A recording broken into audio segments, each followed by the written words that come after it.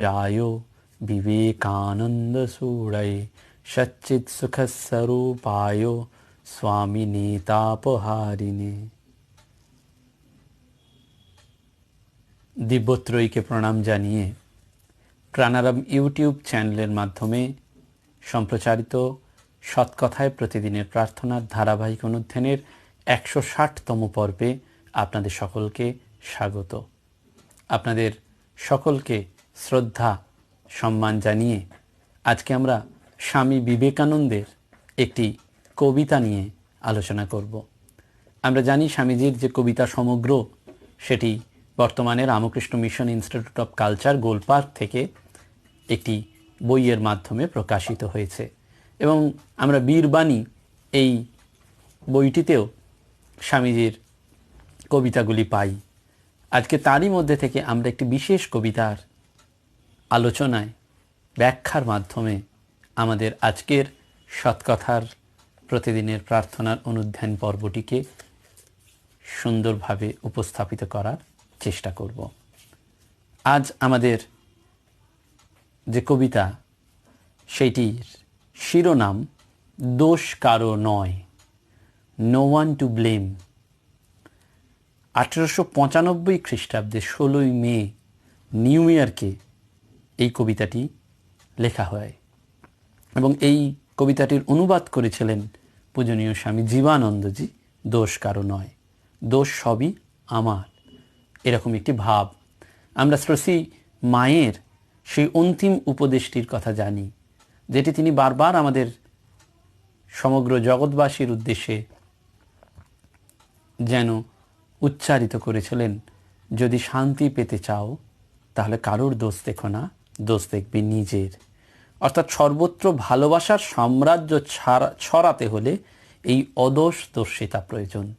যদি সত্যি সত্যি আমরা সব কিছুকে ভালোবাসা দিয়ে মুড়ে ফেলতে পারি, তাহলে প্রথম যেটি দরকার সেটি অদোষদর্শিতা, অর্থাৎ কারোর আমরা দোষ দেখব না। পূজনীয় এক সন্ন্যাসিনী মাতাজি আমাকে বলেছিলেন এই উক্তিটির আলোকে, যে যখনই আমরা অন্যকে বা অন্যের দোষ দেখি তখনই আমাদের মনটাকে আমরা ডাস্টবিন করে ফেলি, অর্থাৎ সমস্ত ময়লা নোংরা যেন আমার মনে চলে আসে। সেই জন্য বারবার ওইটি আমাদের মাথায় রাখা যে অন্যকে দোষ নয়, যে দোষ সব আমি যেন আমার নিজের দেখব, অন্যের কোনো দোষ দেখব না। একটা পজিটিভ ওয়েভস যেন কাজ করবে।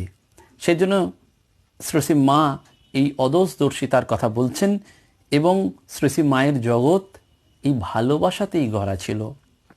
স্বামীজির এই দোষ কারো নয় কবিতাটি সম্পূর্ণ এক অন্য ভাব জগতে আমাদেরকে নিয়ে যায়। এই জগৎ পরা বৈরাগ্যের জন্য, রূপ ও রসময় জগৎ তাকে খ্যাতি দিয়েছে, কিন্তু তাতে অনেকেই ছিন্ন ভিন্ন। সেজন্য সন্ন্যাসীর মহান আদর্শরূপে বৈরাগ্য দীপ্ত জীবনটিকে তিনি বারবার স্মরণ করেছেন পরম নির্ভরতায়। এই জগৎ তার দোকানদারি নিয়ে, বাণিজ্য সার, জীবন প্রবাহ নিয়ে সবসময় বিরোধ সৃষ্টি করে চলেছে। আজকে সুখ এলো, কিছুদিন থাকলো, তারপরেই দুঃখ আবার এসে চরম আঘাত হেনে গেল। আমরা সুখ চেয়েছিলাম বলেই যেন দুঃখকে আমাদের নিতে হয়, আবার দুঃখ পাই কেন না সুখ হবে বলে। তাই অন্যকে দোষ দিয়ে কোনো লাভ নেই। আমরা যে খ্যাতি পাচ্ছি সেটা চেয়েছি বলে। এবার অখ্যাতি, অপযশ সেটিও অবশ্যম্ভাবী রূপে, সহচর রূপে আসবে। অন্য একজনকে মাধ্যম করে আসছে সেই অপযশ, তাই দোষ দিয়ে কোনো লাভ নেই। যশ যখন চেয়েছি তখন সেটা যেমন আমার একান্তভাবে নিজের ছিল, তেমনি ওই অন্য মাধ্যমকে যদি অবলম্বন করে আমার কাছে অপযশ আসে তাহলে সেটিও আমাকে গ্রহণ করতে হবে। তাই তীব্র বৈরাগ্যের অগ্নিদাহে জ্বলতে পারার মধ্যে দিয়েই পরম শান্তি বা প্রকৃত পথটি পাওয়া যায়। মেরি হেলকে 1 নভেম্বর 1896-তে স্বামীজি লিখছেন, জগতে প্রত্যেক ঢিলটির সঙ্গে পাটকেলটি খেতে হয়, প্রত্যেক ভালোটির সঙ্গে মন্দটিও ছায়ার মতন আছে। আমরা বুঝতে পারি না, কিন্তু এই ভালো মন্দ যেন আলো ছায়ার মতন। আমরা একটি দিককে সবসময় দেখি, অন্য দিকটা আমরা তাকাই না। কিন্তু স্বামীজির কথা সে তো অভ্রান্ত, তিনি যুগ ঋষি, স্বয়ং শিবাবতার। তাই তিনি আমাদের সেটি ধরিয়ে দিচ্ছেন, বলছেন প্রত্যেক উন্নতির সঙ্গে ঠিক সমপরিমাণ অবনতিও সংযুক্ত হয়ে রয়েছে। এটি কবে বলছেন? 1 নভেম্বর 1896 মেরি হেলকে স্বামীজি লিখছেন। আবার 1899-তে 14 সেপ্টেম্বর তিনি স্টাডিকে লিখছেন, আমি জগতের কাছে প্রচুর ভালোবাসা পেয়েছি, সুতরাং যথেষ্ট ঘৃণার জন্যেও আমায় প্রস্তুত থাকতে হবে। আর আমি এতে খুশি, কারণ আমাকে অবলম্বন করে এই মতই প্রমাণিত হচ্ছে যে প্রত্যেক উত্থানের সঙ্গে থাকে তার অনুরূপ পতন। দেখুন, স্বামীজি আমাদের সামনে সুন্দর করে সেই বৈশিষ্ট্যটি তুলে ধরছেন। আমরা এটা বুঝতে পারছি না। সে মহাভারতের শান্তি পর্বে এটি রয়েছে। প্রত্যেক উন্নতির শেষে পতন, প্রত্যেক মিলনের শেষে বিরহ, প্রত্যেক সমৃদ্ধির শেষে ক্ষয়, প্রত্যেক জীবনের শেষে মৃত্যু। অর্থাৎ যেন একটা পারস্পরিক, দ্য টু কয়েনেজ, এক পিঠের যদি একটি থাকে তাহলে অন্য পিঠে সেটি দেখতে হয়। স্বামীজি সেটি আমাদের বলছেন। সেই জন্য যেন আমরা কাউকে দোষ না দিই। এই বর্তমান কালে আমাদের একটি যুগ সমস্যা, সেটি কি না দোষ দেওয়ার সমস্যা। আমরা প্রত্যেককে প্রতিদিন দুষ্ট করছি, তোমার জন্যে। কখনো আমরা নিজের জন্য নিজেকে আমরা বিশ্লেষণ করছি না। এই ঠাকুর মা স্বামীজির আলোকে আসা মানে প্রতি মুহূর্তে, প্রতিটি কাজে, প্রতিটি ক্ষণে আমাদের নিজের বিশ্লেষণ। আমরা সব সময় দেখবেন অন্যকে ঠিক করার জন্য ব্যস্ত, অন্যকে ভালো কিছু উপদেশ দেওয়ার জন্য ব্যস্ত, কিন্তু নিজে কখনো আমরা সেটি পালন করি না। আমার মনে পড়ছে একজন পাদ্রী, ধর্মযাজক এক পাদ্রী, তিনি প্রচণ্ড ভালো কথা বলতেন, অনেককে অনেক কিছু বলে বেড়াতেন, ভালো ভালো কথা, সৎ কথা। তো বেশ কয়েক বছর পর দেখলেন যেমন যারা ছিল তারা তেমনই রইলেন, কেউ পরিবর্তিত হলেন না। তখন তিনি ভাবলেন যে সেক্টরটা বোধহয় অনেক বড় হয়ে যাচ্ছে, পেরিফেরি অনেক বড় হয়ে যাচ্ছে, আমি একটু ছোট্ট করে নিই। তিনি জোনা কয়েক সিলেক্টিভ লোকজনকে নিয়ে ওই ভালো ভালো কথা, সৎ উপদেশ দিলেন। তারও কয়েক মাস বাদে দেখলেন সেই তারা যেমন ছিলেন তেমনই আছেন। তখন একেবারে জীবনের শেষে অন্তিমকালে তিনি ভাবলেন সব তো গণ্ডগোল হয়ে গেল, আমার একমাত্র অবলম্বন ছেলে, তাকে ভালো কথাটা বলি। তাকে যখন ভালো কথাটা ডেকে বলতে গেলেন, দেখলেন মৃত্যুর আগের মুহূর্তে সেই ছেলে যেমন ছিল তেমনই রইলেন। শুনল সবাই, কিন্তু কেউ পরিবর্তিত হলো না। তখন সে পাদ্রী ভগবান জেসাসকে গিয়ে বলছেন, Jesus, what was wrong with me? আমার সাথে ভুলটা কি হয়েছিল? আমি তো সকলকে ভালো কথা বলেছি, সকলকে সৎ পথে, শুভ বুদ্ধিতে চালিত করার চেষ্টা করেছি, তাহলেও কেউ ভালো হলো না, সৎ পথে এলো না কেন? তখন জেসাস হেসে একটাই কথা বললেন, তুমি সকলকে ভালো হওয়ার পরামর্শ দিয়েছ, সৎ হওয়ার পরামর্শ দিয়েছ, কিন্তু নিজে তো কখনো ভালো হওনি।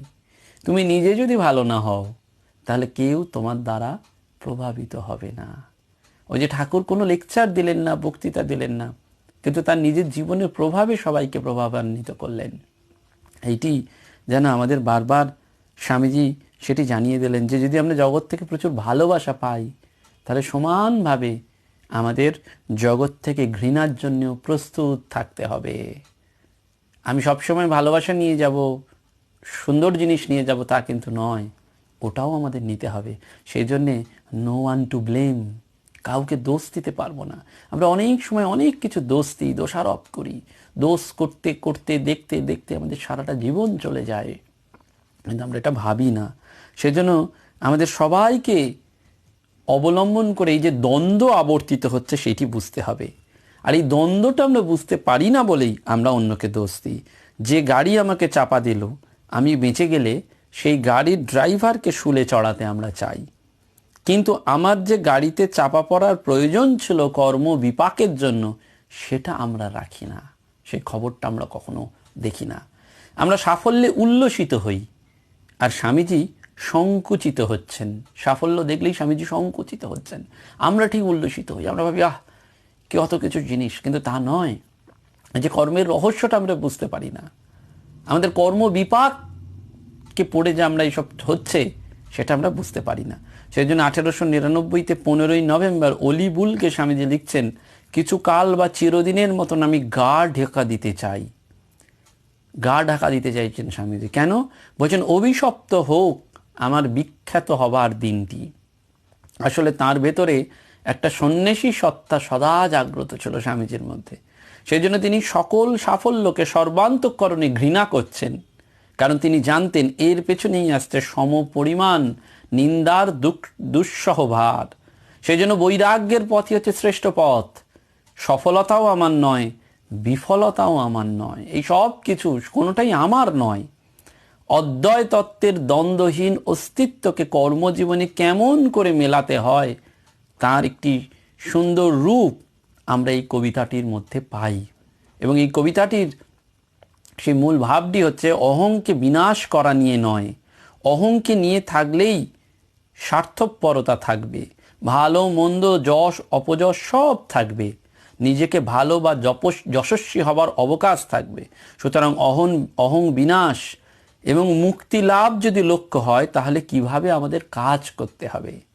পৃথিবীর কাউকে খুশি করবার জন্য তো নয়ই, অথবা পৃথিবীর বাইরের কোনো দেবতাকেও খুশি করবার জন্য কাজ করা নয়।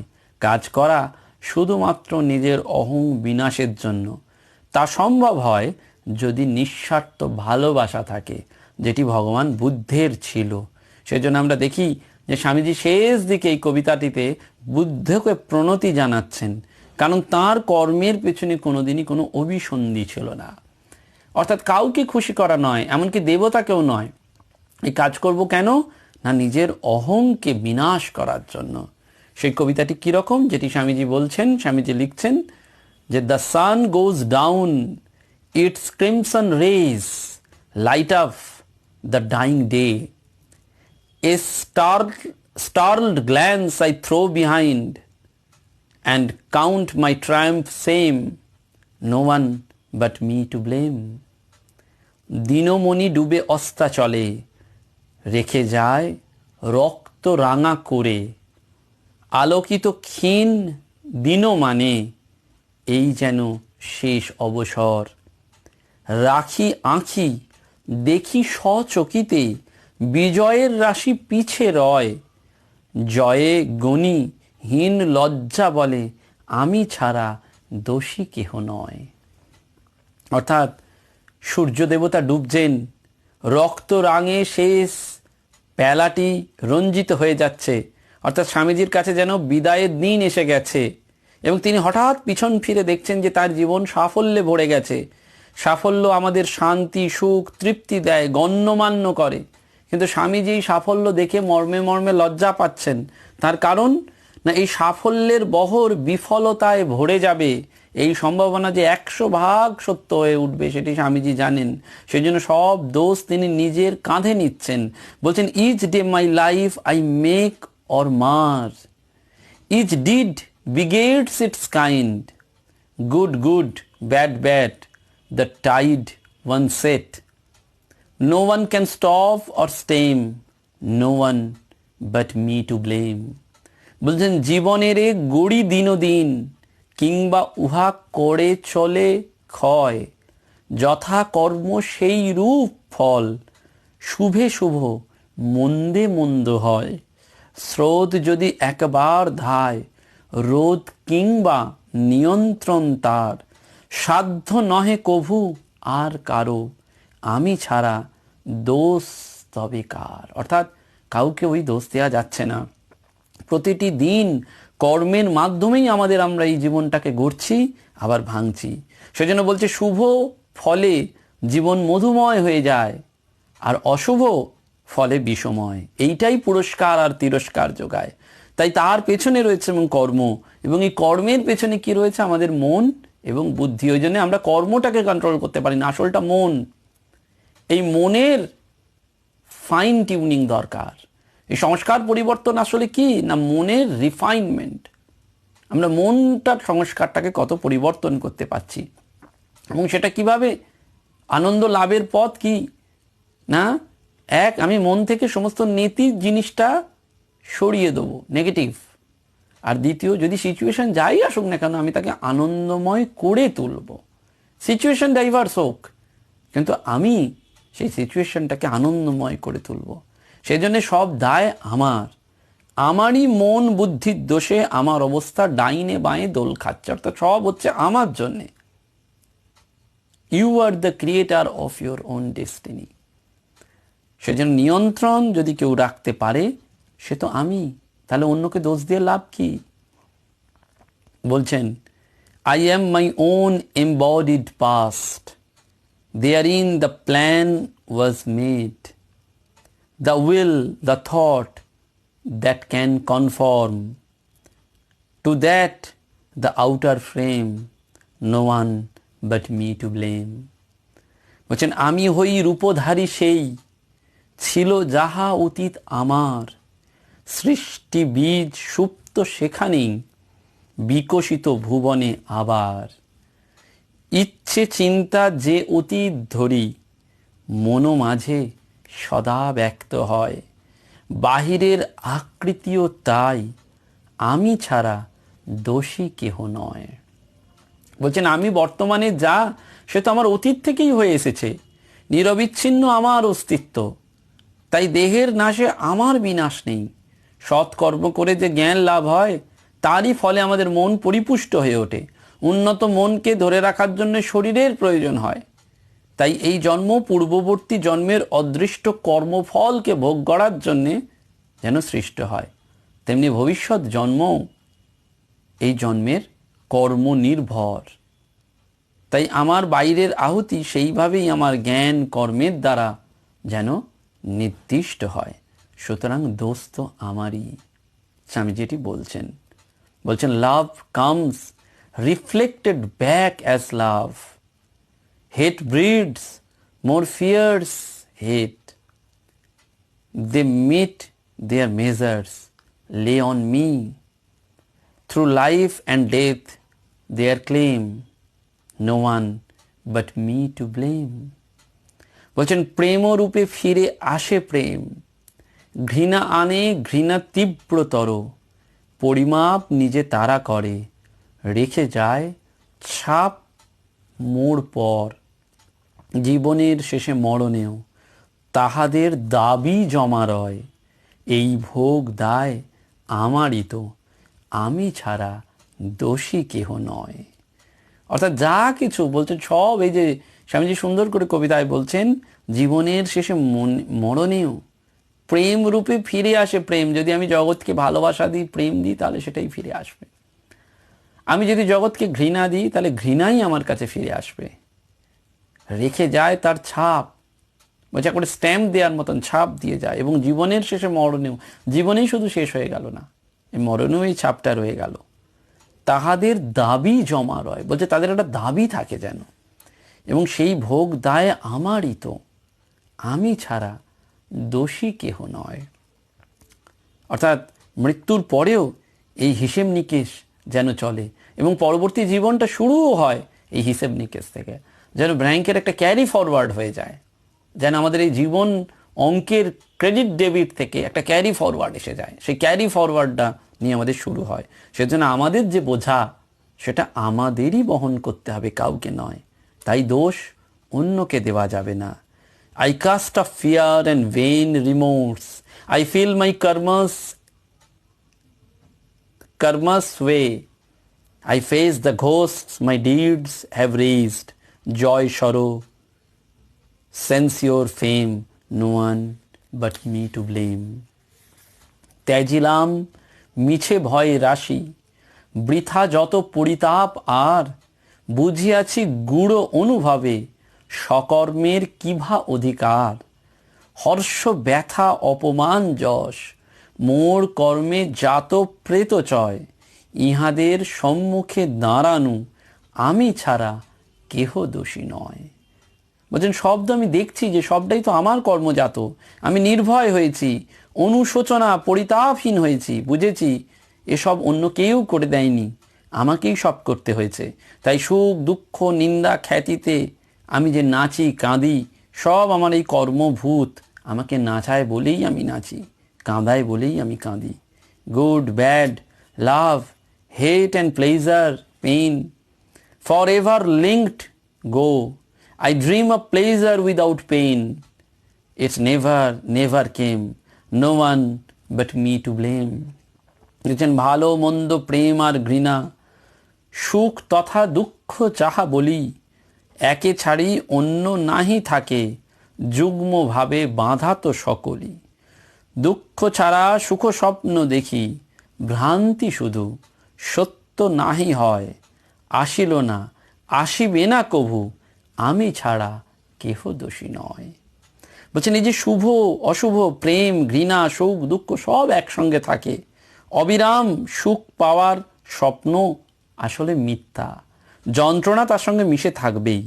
তাই কোনোদিনই কারুর ক্ষেত্রে যে দুঃখহীন হয়েছে যে বা দুঃখহীন আনন্দ এসেছে তা কিন্তু নয়, কারণ আমার কর্মের মধ্যেই রয়েছে। তাই এ জগতে কাউকে যন্ত্রণা না দিয়ে সুখ পাওয়ার কোনো ব্যবস্থাই নেই। সে যন্ত্রণা ফিরে আসে আমাদের কাছেই কর্মফলের অধিকার নিয়ে। I give up hate, I give up love. My thirst for life is gone. Eternal death is what I want. Nirvanam goes life's flame. No one is left to blame. বলছেন, অতএব ত্যাজিলাম ঘৃণা, ত্যাজিলাম তুচ্ছ ভালোবাসা, দূর করি দ্বন্দ্বের সংঘাত, মিটিয়াছে জীবনের তৃষা, চির মৃত্যু ইহাই তো চাই, নির্বাণ এ জীবন শিখার, ঘুচে যাওয়া কর্মের আশ্রয়, রহিবে না দোষী কেহ আর। আমি ভালোবাসা ঘৃণা সব ত্যাগ করলাম, তার অর্থ হচ্ছে জীবনের প্রতি আমার আকর্ষণ চলে গেল। চিরমৃত্যু যেটা চাই আমি, জীবনের দীপ নির্বাপিত হলো, তাহলে এই মৃত্যুর জন্য কেউ দায়ী থাকলো না। এই নির্বাণই শেষের কথা, যেখানে সব দ্বন্দ্বের অবসান হয়ে যায়। সেই স্তরে যাওয়াটাই হচ্ছে মানুষের লক্ষ্য। কোনো দ্বন্দ্ব নেই, সব তৃষ্ণার পারে চলে যাওয়া। সেই অবস্থাতে যেতে গেলেই আত্মদীপ ভব, অর্থাৎ তখন নিজেকেই আলোকিত হতে হয়। আর পথ অন্ধকারময়, তাই কে আলো ধরবে? কেউ না। আমাকে নিজেকেই সেই আলো হয়ে এগোতে হবে। তৃষ্ণা চলে যাবে, তখন ভালো মন্দ সব চলে যাবে। সেই জন্য এই নির্বাণের অবস্থায় তখনই বোঝা যায় যে সব অনুভব হয় এই কর্মের জন্য। বাসনার মধ্যে যে থাকি সেটাও আমার কর্মের জন্য, বাসনার পরেই আমার কর্মফলে ফিরে যাওয়া। One only man, one only God, one ever perfect soul, one only sage who ever scorned the dark, the dubious ways, one only man who dared think and dared sow the goal. The death is curse and so is life, and best when stops to be. Om Namo Bhagavate Sambuddhvaya. Om, I salute the Lord, the Avgained. একমাত্র নরবর সেই এক প্রভু, একমাত্র সিদ্ধ আত্মা যিনি, কুহেলি সন্দেহ ঘেরা যত পথ ছিল, ঘৃণা ভরে ত্যাজিলেন তিনি। অসীম সাহস ভরে করিয়া মনন, অসংকোচে উদ্দেশ্য দেখান। মৃত্যু মহা অভিশাপ, জীবনেও তাই, শ্রেষ্ঠ বস্তু জানিও নির্বাণ। ওং নমো ভগবতে সম্বুদ্ধায়, ওং নতি মোর ভগবান বুদ্ধ যিনি তাঁর। অর্থাৎ এই যে বেদান্ত, সেজন্য আমি ছাড়া আর কারোর সাহায্যের অপেক্ষা করার তত্ত্ব সেখানে নেই।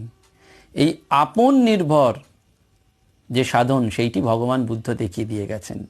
তাই তিনি শ্রেষ্ঠ নরদেহে ভগবান, তিনি শুদ্ধ পবিত্র প্রাণ, তিনি জ্যোতিবর, তিনি পরিষ্কার পথে হাঁটতেন। সাধনার কোনো অন্ধ গলি বা ভাবজগতের রহস্যময় পথ তিনি ঘৃণাভরে ত্যাগ করেছিলেন। সাহসে তিনি সব দোষ নিজের ওপর নিয়ে পথ চলেছিলেন এবং বলেছিলেন, মৃত্যু অভিশাপ, জীবন অভিশাপ, সার বস্তু কেবল নির্বাণ তত্ত্ব। কর্পূর পুড়ে গেলে যেমন কিছুই সে রেখে যায় না, তেমনি মানুষ জন্ম জন্ম ধরে শুদ্ধ জীবনযাপন করে এসে এক জন্মে বুদ্ধত্ব লাভ করে। সে জন্মের শেষ হলে যা থাকে সেটাই নির্বাণ। সেই দুঃসাহসিক বুদ্ধের চরণে প্রণতি জানিয়ে স্বামী বিবেকানন্দ কবিতাটি শেষ করেছিলেন। তাই তিনি বলছেন, ইনিই সেই মানুষ যিনি বৈদান্তিকের মতোই সব দোষ আত্মকৃত বলে গ্রহণ করতেন এবং উপকারী ও অপকারী যারা, তাদেরকে আলাদাভাবে দেখতেন না। আমরা এই বাহ্যিক জগতে এই উপকারী অপকারী ক্লাসিফিকেশন করি। আমরা বুঝতে চাই যে এ বোধহয় ভালো, এ বোধহয় মন্দ, এ আমাদের ঠিক, আসলটি কি ওই নির্বাণের অবস্থা, সমস্ত কিছুর পারে যাওয়া। এই অবস্থায় আমরা যাওয়ার জন্য চেষ্টা করছি। সেই জন্য ওই যে বলছেন জন্মান্তরের পরে কোনো একটা জন্মে বুদ্ধত্ব, যিনি ওই শিষ্য আনন্দকে বলেছিলেন আত্মদীপ ভব, তুমি নিজেই জ্বলে ওঠো, কাউকে দোষ দিয়ে নয়, কাউকে অবহেলা করে নয়, কোনো ক্লাসিফিকেশন করে নয়। সেই অদ্বৈত বেদান্তের শেষ কথা, আমি যা কিছু হচ্ছে সব আমার জন্যে, আমার মনটাকে ঠিক করব, আমার চিন্তাটাকে ঠিক করব, তাহলে আমার কর্মটা ঠিক হবে, আমার কর্মফলটা পরিবর্তিত হবে, আমার সংস্কার পরিবর্তিত হবে, এবং আমি আনন্দের স্রোতে অবগাহন করতে করতে সে নির্বাণ অবস্থায় চলে যাব, সেই বোধত্ব, সেই বোধিত্ব লাভ করব, যেখানে আমার পরম প্রাপ্তি, পরম শান্তি এবং আমার পরম চিত্তের আশ্রয়, সেটি যখন আমরা লাভ করতে পারবো, তখন আমাদের এই প্রতিদিনের অনুধ্যান, প্রতিদিনের সৎসঙ্গ, এই প্রাণারাম চ্যানেলের মাধ্যমে নানান ধরনের যে নৈবেদ্য ভগবানের চরণে সাজানো হচ্ছে, পবিত্রবাবু অক্লান্ত পরিশ্রমে সেটি চেষ্টা করছেন, সেইটি আমাদের মনে রাখা এবং ওই স্বামীজির কথাটি মনে রাখা যে সাফল্য যদি আসে তাহলে ওই বিফলতাও দাঁড়িয়ে আছে, যদি আনন্দ থাকে তাহলে তার দুঃখ অপেক্ষা করছে। কারণ এটাই আমাদের ওই ভারসাম্য বিন্দুতে নিয়ে যায়। দেখবেন তুলা যন্ত্রের একটা ভারসাম্য থাকে, ভালো মন্দ সেই দাঁড়িপাল্লার ওজনের সমান সমান হলে সেটা একেবারে কনস্ট্যান্ট স্ট্যাটিক পয়েন্টে স্থির হয়ে যায়। নির্বাণ অবস্থা সেই স্ট্যাটিক পয়েন্টে স্থির হয়ে যাওয়া, যেখানে শুধু ওই অনুভবী সত্তাটুকু কাজ করে, সেখাই স্তর থেকে দাঁড়িয়ে কাউকে কোনো দোষারোপ নয়, নো ওয়ান টু ব্লেম। স্বামীজির কথা সবটাই স্বামীজি সেইটি তার নিজের জীবন দিয়ে দেখাতে চেয়েছেন, বোঝাতে চেয়েছেন, এবং সেই জন্য তিনি ওই গোপনে থাকতে চাইছেন। সাফল্যের পেছনে তিনি তাকিয়ে দেখছেন যে বিফলতায় ভরা দিনগুলি আসতে পারে, অর্থাৎ যে জীবন সত্যকে তিনি আমাদের কাছে যেন তুলে ধরতে চাইছেন। এই জীবন সত্য আসলে তুলে ধরাই সন্ন্যাসীর একমাত্র পরম ব্রত, পরম লক্ষ্য। আমাদের কাছে স্বামী বিবেকানন্দ তার কবিতাগুলির মাধ্যমে সেইটি জানিয়ে দিয়ে গেলেন, এবং সেই জানানোটাই আমাদের কাছে পরম প্রাপ্তি হলো। তাই স্বামীজিকে প্রণাম জানিয়ে এই কবিতার মূল ভাবটিকে নিয়ে যেন স্মরণ মনন করে আজকের দিনটি কাটাতে পারি।